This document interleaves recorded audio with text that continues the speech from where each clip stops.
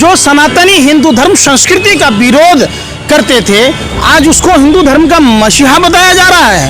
यदा यदा ही धर्मस्य ग्लानि भवति भारत अभ्युत्थानं धर्मस्य तदानीं सृजाम्यहम्। अचल हिंदू तो यही है। 27 लाख रुपया का पैकेज लेकर ओएनजीसी में ये हिंदुओं को बरगलाने का काम करता है। ये हिंदू धर्म कहता है कि देश की संपत्तियों को लूटो।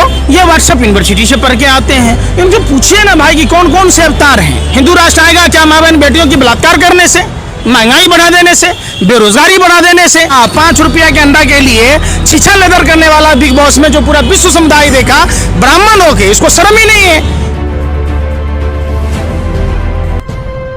जी कैसे देखते हैं पूरे उत्तर प्रदेश चुनाव को, जिस तरह से हिंदू और मुसलमान में बिल्कुल कन्वर्ट कर दिया गया? कौन लोग हैं जो धर्म की बात कह रहे हैं और उन लोगों को धर्म के बारे में कोई भी जानकारियां नहीं है। आपने देखा होगा देश के प्रधानमंत्री नरेंद्र मोदी जी एक सभा में बोलते हैं कि कबीर साहब, गुरु नानक जी और बाबा गोरखनाथ जी एक साथ बैठकर चर्चा किया करते थे। बाबा गोरखनाथ हिंदू धर्म के जो ब्राह्मण पंथ और वैष्णव पंथ का विरोध करते थे, जो सनातनी हिंदू धर्म संस्कृति का विरोध करते थे, आज उसको हिंदू धर्म का मसीहा बताया जा रहा है। दूसरी बात कि जिस प्रभु श्री राम के बारे में नरेंद्र मोदी जी लगातार करते रहे हैं, रामायण ने ये दिखाया है, प्रभु श्री राम ने ये बताया है कि रामायण में जब रामचंद्र जी के भाई लक्ष्मण जी मूर्छित हुए, तब संजीवनी बूटी और सुसैन वैद्य की जरूरत हुई। तब सुसैन वैद्य जब लाया गया लंका से और संजीवनी बूटी लाने जा रहे थे हनुमान जी, तो भगवा वस्त्र पहनकर हनुमान जी को कालनेमी राक्षस ने रोकने का कोशिश किया।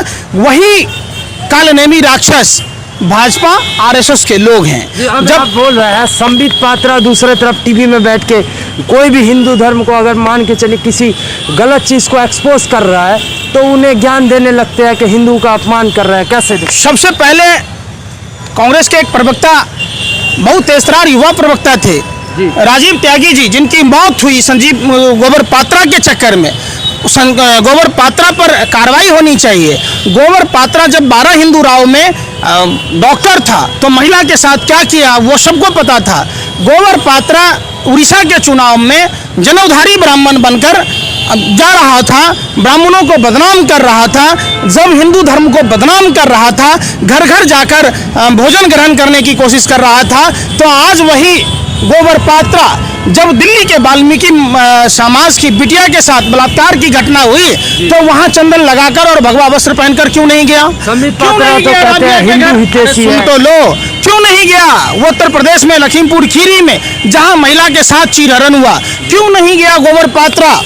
उस समय हाथरस में जब हनुमनीसा के जीभ काट दिए गए, रीढ़ की हड्डी तोड़ दी गई, सामूहिक बलात्कार किया गया, तब वो क्यों नहीं गया? ये सवाल तमाम पूछे जाते हैं। वो तो कहते हैं हिंदू हितैषी है, लगातार टीवी में बैठ के बताते हैं कि हिंदू जागो जागो। कैसे हिंदू जागेगा? आप बताइए ना। हिंदुओं पर अत्याचार हो रहा, 150 से अधिक आईएएस और आईपीएस अधिकारी, संजीव भट्ट, आर.के. शर्मा, प्रशांत कुमार, अमिताभ ठाकुर जैसे अधिकारियों को कितनी दुर्दशा झेलनी पड़ी है। दिल्ली के जो पहले थे आलोक कुमार जी, जो सीबीआई में चीफ थे, उनके साथ क्या हुआ, जज लोया का क्या हुआ, ये तमाम बातें पूछी जाएगी। दूसरी बात, हिंदू धर्म कहता है, गीता का 4वां श्लोक भगवान श्री कृष्ण कहते हैं, यदा यदा ही धर्मस्य ग्लानि भवति भारत अभ्युत्थानं धर्मस्य तदानीं सृजाम्यहम्। अर्थात जब भारत में धर्म की हानि होने लगती है और अधर्म बढ़ने लगता है, तब स्वयं की रचना करता हूँ, अर्थात जन्म लेता हूँ मानव की रक्षा, दुष्टों का विनाश, धर्म की पुनर्स्थापना के लिए अलग अलग युगों और कालों में अवतरित होता हूँ। भगवान विष्णु के 10 अवतार इनको नहीं मालूम। ये जब न्यूज़ 24 में बहस कर रहे होते हैं, 10 अवतार बता रहे गौतम बुद्ध जी को। गौतम बुद्ध शांति के प्रतीक हैं। पूरा विश्व, भारत जब विश्व गुरु बना, उनके जो शांति का पाठ था, जिसके कारण, नफरत के कारण नहीं बना, तो जिस गौतम बुद्ध की बात की जाती है। दूसरी बात, भगवान विष्णु के 10 अवतारों के बारे में भाजपा नेताओं को नहीं पता है।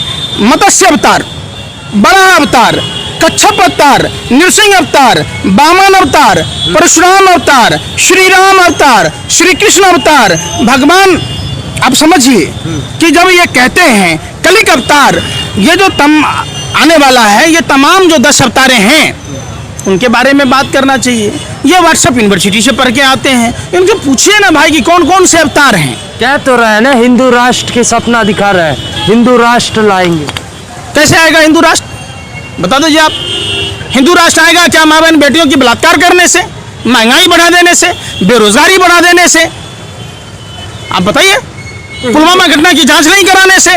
पुलवामा घटना में जो सैनिक शहीद हुए उसमें क्या हिंदू नहीं थे? जिस अमिताभ ठाकुर को मारा गया वो हिंदू नहीं था? संजीव भट्ट हिंदू नहीं है? आर.के. शर्मा हिंदू नहीं थे? आलोक वर्मा हिंदू नहीं थे? मैं हिंदू नहीं हूं? तो आप कहां सवाल करने जाते हैं?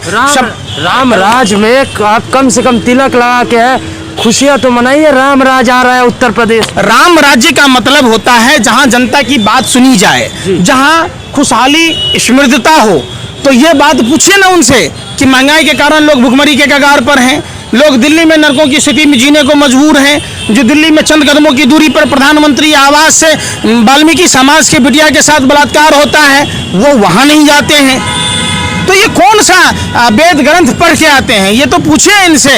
इनको अगर भाजपा नेताओं को गरुड़ पुराण और भगवान चित्रगुप्त के बारे में, जो हिंदू धर्म में कर्म फल का विधान है, जो पाप पुण्य का लेखा जोखा रखते हैं भगवान श्री चित्रगुप्त, अगर उनके बारे में बता दीजिए तो इनकी पतलून गीली हो जाएगी, इनको छठी रात का दूध याद आ जाएगा। हिंदू धर्म संबित पात्रा से कोई भी सवाल करता है तो वो कहते हैं कि ये हिंदू नहीं है, जयचंद हिंदू है। क्या कहें?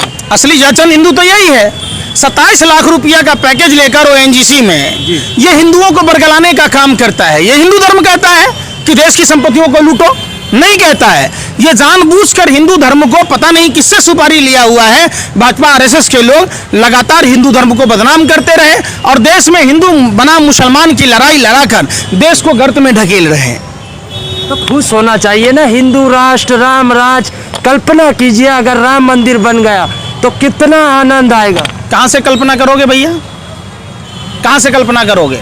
प्रजा के कहने के कारण प्रभु श्री राम ने अपनी गर्भवती पत्नी का परित्याग किया। प्रभु श्री राम ने जो भी राज्य जीती वहाँ के स्थानीय लोगों को राजा बनाया। विभीषण को किष्किंधा का बनाया, विभीषण को लंका का बनाया, सुग्रीव को किष्किंधा का बनाया। वो आपको दिखता ही नहीं जी।